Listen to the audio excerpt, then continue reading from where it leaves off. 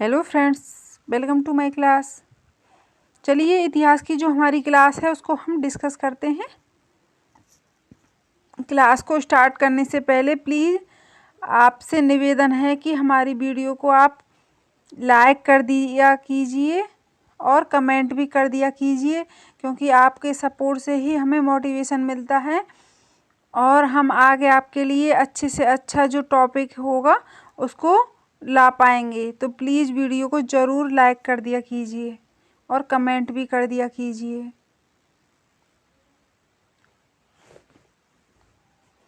आपके सहयोग से ही हम आगे बढ़ सकते हैं।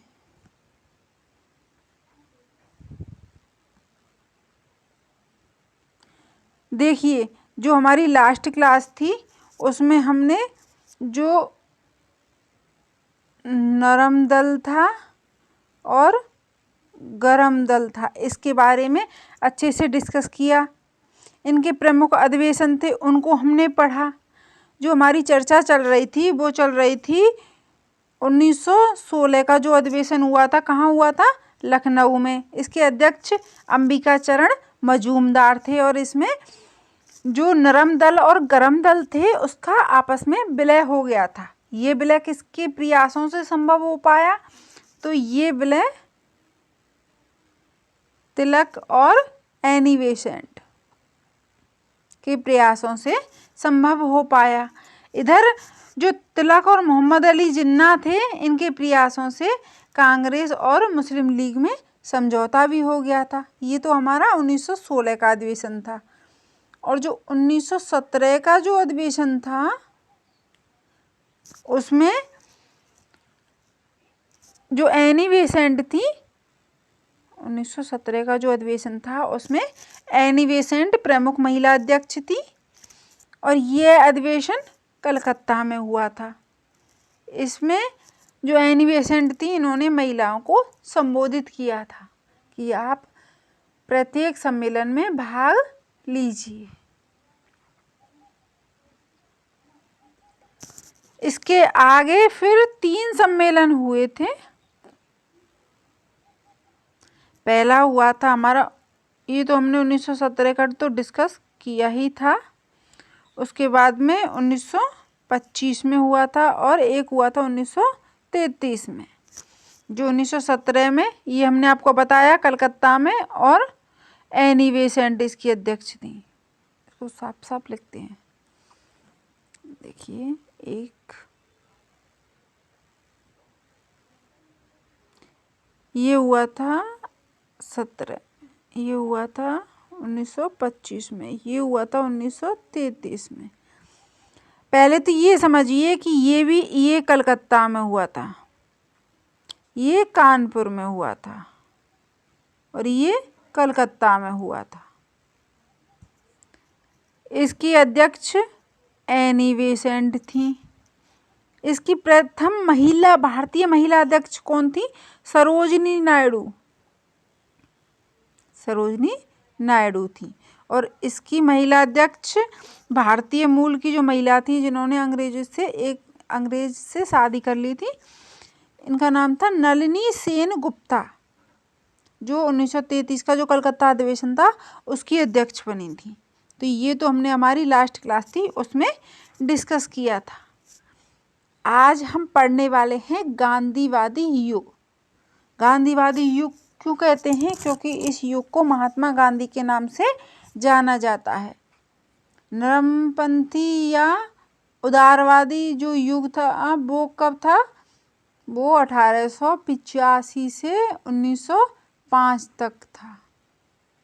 उग्रवादी, जो उग्रवादी चरण था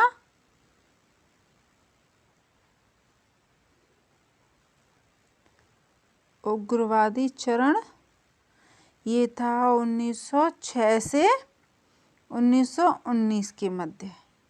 और अब आता है प्रमुख गांधीवादी युग या गांधीवादी चरण, जिसको महात्मा गांधी के नाम से जाना जाता है। ये चरण था 1919 से 1947 तक का। जो महात्मा गांधी थे, इनका जन्म 2 अक्टूबर 1869 1869 को पोरबंदर, गुजरात का जो पोरबंदर क्षेत्र है वहाँ पर हुआ है। इनके पिता का नाम क्या था? इनके पिता का नाम था मोहनदास करमचंद गांधी। इनकी माता का नाम क्या था? पुतलीबाई। इनकी पत्नी का नाम कस्तूरबा गांधी। एग्जाम में आपको फंसाने मतलब कंफ्यूज करने के लिए पत्नी का नाम और माता का नाम एक साथ दे देता है, और चाहे माता पूछ ले चाहे पत्नी पूछ ले, तो इसको अच्छे से समझ लेना कि इनकी माता का नाम पुतलीबाई था और जो इनकी पत्नी थी उनका नाम कस्तूरबा गांधी था। महात्मा गांधी को जो महात्मा की उपाधि, इनकी कुछ उपाधियां हैं उनको आप ध्यान से देखिए कि महात्मा गांधी को महात्मा की उपाधि किसने दी थी। तो इनको महात्मा गांधी को महात्मा की उपाधि 1917 ईस्वी में चंपारण आंदोलन के दौरान जो रविंद्रनाथ टैगोर थे उन्होंने महात्मा गांधी को महात्मा की उपाधि दी थी। समझ में आया? केसर-ए-हिंद की उपाधि किसने दी थी? तो ये प्रथम विश्व युद्ध के दौरान अंग्रेजों ने दी थी। क्यों दी थी?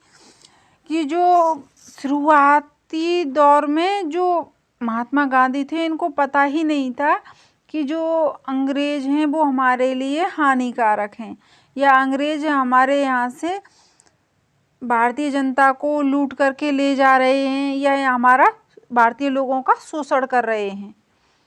इन्होंने अंग्रेजों को अपना शुभचिंतक समझा और भारतीय जनता थी उनको प्रथम विश्व युद्ध में भाग लेने के लिए प्रेरित किया। इस कारण जो अंग्रेज थे इन्होंने केसर-ए-हिंद की उपाधि महात्मा गांधी को दी थी। बाद में इनको समझ में आ गया था कि जो अंग्रेज हैं वो किसी के सगे नहीं हैं। 9 जनवरी 1915 ईस्वी को महात्मा गांधी थे वो भारत आए थे। कब आए थे? 9 जनवरी 1915 ईस्वी को। महात्मा गांधी को जो राष्ट्रपिता की उपाधि वो सुभाष चंद्र बोस ने दी थी। किसने? सुभाष चंद्र बोस ने। बापू की उपाधि पंडित जवाहरलाल नेहरू ने दी थी। कब? जो पंडित जवाहरलाल नेहरू थे उन्होंने साबरमती आश्रम के जो अनुयायी थे उनके साथ में बापू की उपाधि इनको दी थी। किसको? महात्मा गांधी को। जो मलंग बाबा है इसकी उपाधि खान अब्दुल गफ्फार खां, जिनको सीमांत गांधी के नाम से जाना जाता है, इन्होंने दी थी। वन मैन ऑफ बाउंड्री इसकी उपाधि माउंटबेटन ने दी थी। अर्धनंगा फकीर की उपाधि, ये मिसप्रिंट हो गया है, चर्चिल ने दी थी। अर्धनंगा फकीर की उपाधि चर्चिल ने दी थी। आइंस्टाइन ने क्या कहा था महात्मा गांधी के बारे में? तो जो आइंस्टाइन थे इन्होंने कहा था कि महात्मा गांधी के बारे में इन्होंने कहा था कि भविष्य में लोग इस बात पर विश्वास नहीं कर पाएंगे कि एक हाड़ मास का ऐसा भी व्यक्ति धरती पर आया था। क्या कहा था आइंस्टाइन ने? कि भविष्य में लोग इस बात पर विश्वास नहीं कर पाएंगे कि हाड़ मास का एक ऐसा भी व्यक्ति धरती पर आया था। अब देखिए महात्मा गांधी का दक्षिण अफ्रीका प्रवास। जो महात्मा गांधी थे ये 1893 ईस्वी में जो दादा अब्दुल्ला थे उनका केस लड़ने के लिए दक्षिण अफ्रीका गए थे। कब गए थे? 1893 ईस्वी में दादा अब्दुल्ला का केस लड़ने के लिए महात्मा गांधी दक्षिण अफ्रीका गए थे। लेकिन वहाँ पर जो अन्याय हो रहे थे उनकी वजह से 21 वर्ष तक वो वहीं पर रुक गए थे। दक्षिण अफ्रीका में जो अन्याय हो रहे थे उनकी वजह से 21 वर्ष तक वहीं रुक गए और 1901 में महात्मा गांधी फिर से भारत आए थे और पुनः दक्षिण अफ्रीका चले गए थे। एक बार कब आए? 1901 में। हमने आपको बताया भी था कि इन्होंने अधिवेशन में भी भाग लिया था। 9 जनवरी 1915 ईस्वी को महात्मा गांधी भारत आ रहे थे तो इनको ट्रेन से उतार दिया गया था। कब उतार दिया गया था? महात्मा गांधी डबरन से प्रिटोरिया, कहाँ, प्रिटोरिया जा रही थी ट्रेन। इसको देखो एक ट्रिक के माध्यम से याद करो। प्रोटीरिया एक जगह है, डी से क्या हो जाए, डीपी में गांधी जी काले थे, ऐसे करके इसको याद रख सकते हैं। डी से हो जाएगा डबरन, पी से प्रिटोरिया। डबरन से प्रिटोरिया जो ट्रेन जा रही थी उसमें मैरिन्सबर्ग में गांधी जी को, डी से डबरन, पी से प्रिटोरिया, में से मैरिन्सबर्ग। तो गांधी जी मैरिन्सबर्ग में उतार दिए गए थे ट्रेन से। क्यों? क्योंकि वो ट्रेन में सबसे काले थे, इस कारण उनको उतार दिया गया था। महात्मा गांधी ने दक्षिण अफ्रीका में इंडियन ओपिनियन नामक समाचार पत्र निकाला। कहाँ निकाला? दक्षिण अफ्रीका में। कौन सा? इंडियन ओपिनियन नामक समाचार पत्र निकाला। आगे देखिए, उस एक सेकंड, सॉरी, आगे देखिए। महात्मा गांधी ने 1906 ईस्वी में दक्षिण अफ्रीका में पहली बार सत्याग्रह का प्रयोग किया था। किसका? सत्याग्रह का प्रयोग किया था। महात्मा गांधी ने 1909 ईस्वी में हिंद स्वराज नामक पुस्तक लिखी थी। कौन सी पुस्तक लिखी थी? महात्मा गांधी ने हिंद स्वराज नामक पुस्तक लिखी थी। महात्मा गांधी का जो भारत में आगमन था 9 जनवरी 1915 को, महात्मा गांधी गुरु गोपाल कृष्ण गोखले से 1 वर्ष तक मुंह बंद रखने और कान और आंख खुली रखने का सुझाव दिया था। मीन्स जब महात्मा गांधी दक्षिण अफ्रीका से भारत आए थे तो इनके जो गुरु थे गोपाल कृष्ण गोखले, इन्होंने महात्मा गांधी को आने के बाद में क्या कहा था कि आप 1 वर्ष तक अपना मुंह बंद रखना और सिर्फ अपने कान और अपनी आंखें खुली रखना। ये उन्होंने सुझाव दिया था। किसको? महात्मा गांधी को। तो महात्मा गांधी के प्रमुख आंदोलन कौन कौन से थे? महात्मा गांधी के प्रमुख आंदोलन चंपारण, इसको हम आगे डिस्कस करेंगे। इनको अहमदाबाद, खेड़ा, चंपारण में कब हुआ था? 1917 में चंपारण बिहार में, अहमदाबाद में 1918 में, कहाँ? गुजरात में, और खेड़ा में 1918 में गुजरात में। ये इनके प्रमुख आंदोलन थे। रॉलेट एक्ट 1919 में गांधी जी के द्वारा चलाया गया था। जलियांवाला बाग हत्याकांड 13 अप्रैल 1919 ईस्वी को। खिलाफत आंदोलन 1919 ईस्वी को। असहयोग आंदोलन 1 अगस्त 1920 ईस्वी को। देखिए चंपारण, देखिए चंपारण सत्याग्रह 1917 ईस्वी में। चंपारण बिहार में एक स्थान है चंपारण, वहाँ पर 3 कठिया पद्धति, अर्थात जो किसान थे उनको अपनी भूमि के 3/20 भाग पर, 3/20 भाग पर नील की खेती करना अनिवार्य था। और नील की खेती करने से भूमि बंजर हो रही थी। इस कारण जो खाद्यान्न का जो संकट उत्पन्न हो रहा था, जर्मनी के जो रासायनिक नील थी उसकी खोज हो गई थी। जर्मनी में रासायनिक नील मीन्स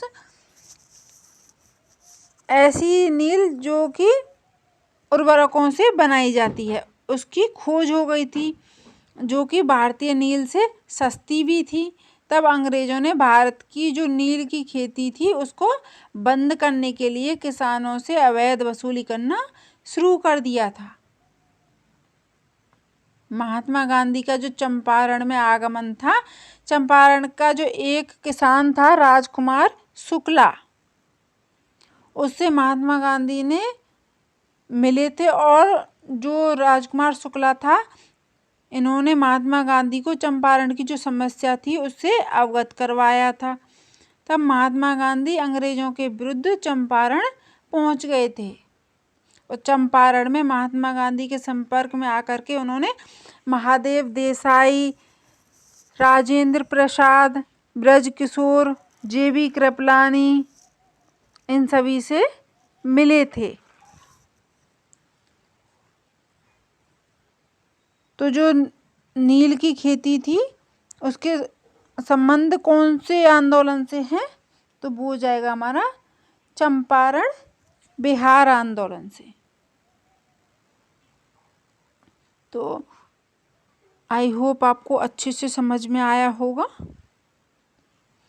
महात्मा गांधी के बारे में। इसके और जितने भी आंदोलन रह गए हैं, खेड़ा आंदोलन, रॉलेट एक्ट, जलियांवाला बाग, इन सभी को हम जो हमारी आगे की क्लास होगी उसमें हम डिस्कस करेंगे। तो आज की जो हमारी क्लास है हम यहीं पर समाप्त करते हैं। आई होप आपको समझ में आया होगा और आगे और भी अच्छे अच्छे टॉपिक्स लाने के लिए प्लीज़ कमेंट कीजिए और वीडियो को लाइक ज़रूर किया कीजिए, क्योंकि आपका एक सपोर्ट हमारे लिए मोटिवेशन का काम करता है। हमको आगे अच्छा जो टॉपिक है उसको सर्च करने में हमारी मदद करता है। प्लीज़ वीडियो को पूरा लाइक कीजिए, वॉच कीजिए, शेयर कीजिए और सब्सक्राइब कीजिए। Thanks for watching this class. Thank you.